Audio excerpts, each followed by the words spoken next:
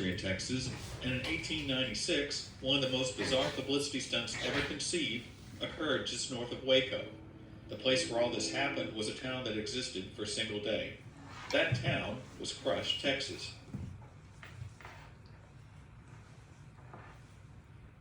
Post smoke and fire, like a T-Rex, maybe a little friendlier. And people wondered at this train, and they marveled at the technology. The Missouri, Kansas, and Texas Railroad, also known as the MK&T, or Katy, was originally built to transport settlers from Missouri through what was then Indian Territory into Texas. In 1896, because of stiff competition, the Katy Board of Directors searched for ways to improve ridership. William G. Crush, also known as Willie, was a passenger agent for the Katy. Willie was an acquaintance of P.T. Barnum and was also an enterprising promoter. He witnessed other wrecks around the nation, and whenever there was a train wreck at that time, people came from miles around to sit and gawk and look and absorb the destruction. You know, a good wreck drew a crowd. Willie thought he had a great idea. Take two old locomotives, find an out-of-the-way place, and invite the public to watch as the engines collide at top speed. To say the least, the board of directors was skeptical.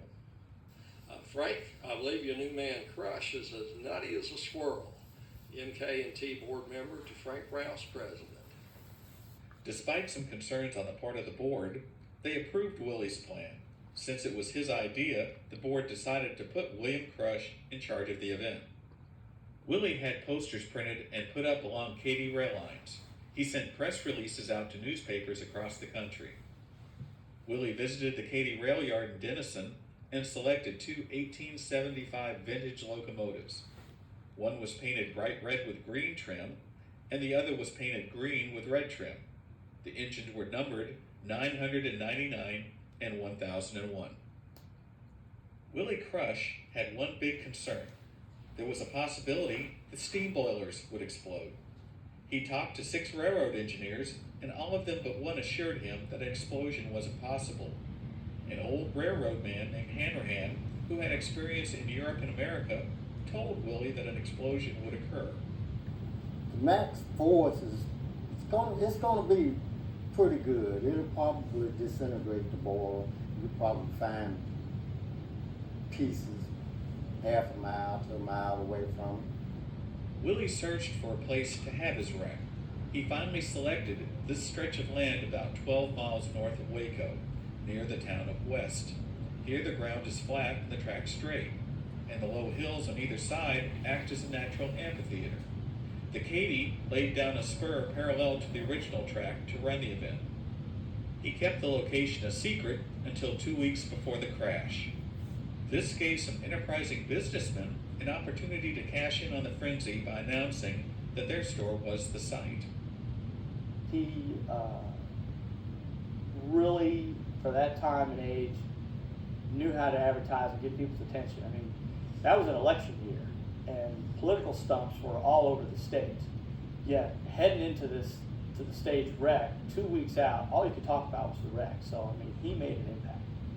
The 2 trains arrived at the site several days before the event for practice runs. To ensure the correct speed for the crash, the engineers determined the correct throttle settings and then attached clamps to make sure that they would be repeatable. The track at either end of the spur was removed in case a train derailed before impact to prevent an accidental runaway. Willie had a telegraph system set up so that both engineers would receive the signal at the same time.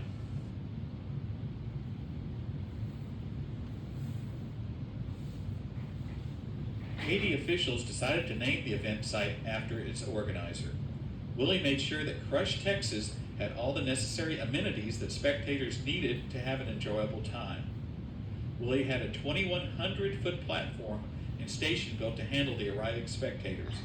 He put up a VIP grandstand for special guests of the railroad and had 8 tanker cars filled with drinking water in tin cups.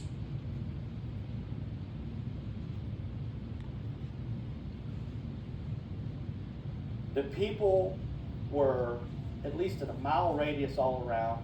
Buggies, wagons, whatever you could get there on besides train was there. people were on every tree that was higher than a person had a person in it, or 5 or 6 people. People were on rooftops. It was a jam-packed scene. He rented Barnum and Bailey's big top circus tent to serve as a gigantic restaurant. Because he expected that with a large crowd, some undesirables would be there, Willie hired 200 constables and built a temporary jail to house them. It was a well-mannered crowd. He had over 100 rangers there, and I understand that up to 200 law enforcement of some kind at this event. The Katy charged a special excursion rate from anywhere in the state to the event. The trains were so full of eager spectators, some had to ride on top of the rail cars to get to Crush, Texas. The trains came from all parts of the state. At 10 a.m., there were about 10,000 people. By 3 p.m., over 30,000 had arrived. Many locals came by horse or carriage, hoping to see the destruction. Think about NASCAR fans straining to see the next wreck as the car spins around the corner. Think about National Hockey League fans thrilled at the next fight that breaks out. Think about you or I when we rubberneck on the highway. It seems as if we humans have a desire or a need to once in a while take a look at death and destruction from a distance so as to inoculate ourselves, so as to better handle the inevitable end that we all face at some time.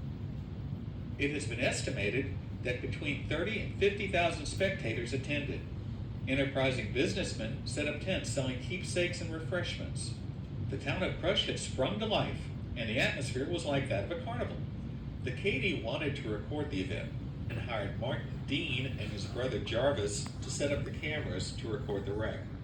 The platform was set up about 100 yards from the point of impact. The cameras at the time were single shot only, so they set up 3 cameras to record each major event in sequence. While the crowd was arriving, snake oil salesmen and local politicians gave speeches to much applause. While all the festivities were in full swing, Willie was riding around on a white horse, keeping things on schedule. The time for the event was 4 p.m. As the time drew closer, the crowd, which by now was sitting shoulder to shoulder on the hills around the site, was getting restless. Although Willie had kept a 200-yard safety zone between the spectators and the crash point, as time neared, the crowd surged into the zone. Willie delayed the start until 5 p.m. so his men could reestablish the area.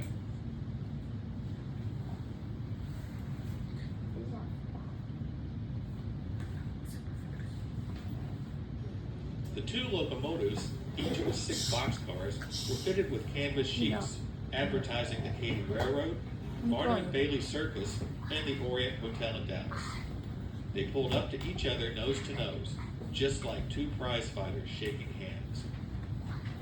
The engineers each blew their whistles, set the throttles, and jumped. Many in the crowd screamed when one of the engineers delayed jumping off for about half a mile down the track. Explosive cherry bombs set along the track exploded as the 2 locomotives raced past, startling the crowd. The pressure in the engine boilers rose and the safety release started to lift. The train sped down the track to their destiny.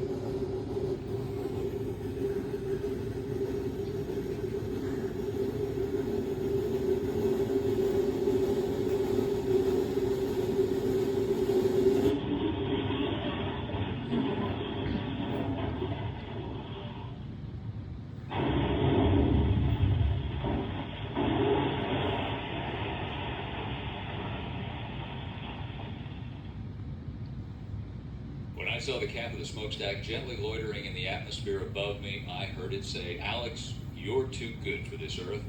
But I told it the earth was not too good for me, and it grew offended and passed on. Colonel Alex E. Sweet, Crush, Texas, 1896. The thing that most railroad engineers said couldn't happen did. The locomotives exploded like iron-cased bombs, throwing shrapnel out into the crowd. Yeah, if you work below, it's got a crown sheet in it, and you have to keep water up above it, to be safe to operate.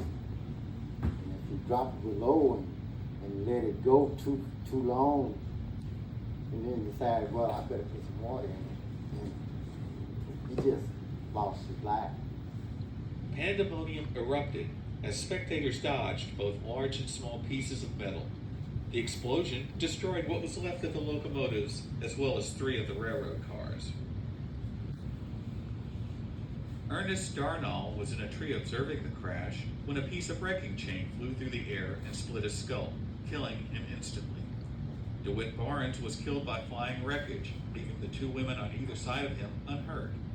The debris flew so far that a woman riding in a wagon half a mile away was struck by flying timber. Jarvis Dean, one of the photographers, had one of his eyes put out by a flying bolt.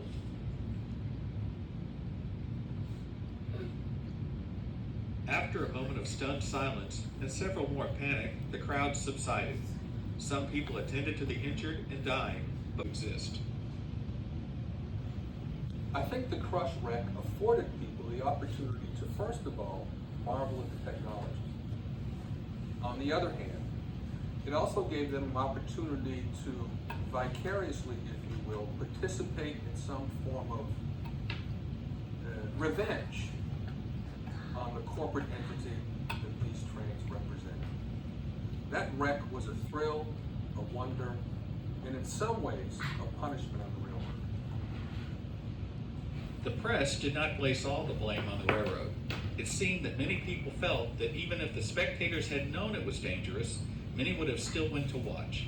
The railroad rehired Crush the next day.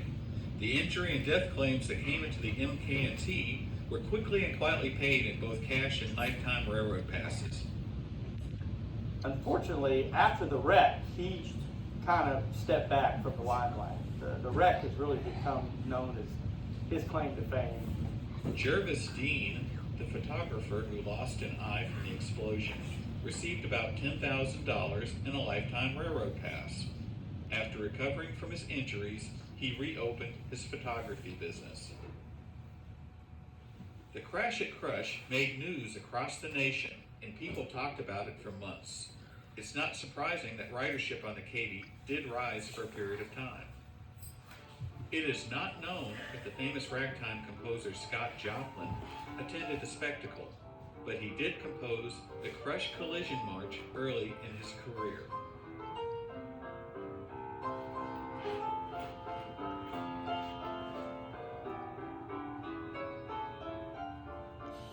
Many folks afterwards said it would be the first and last time somebody did what old Willie did at Crush.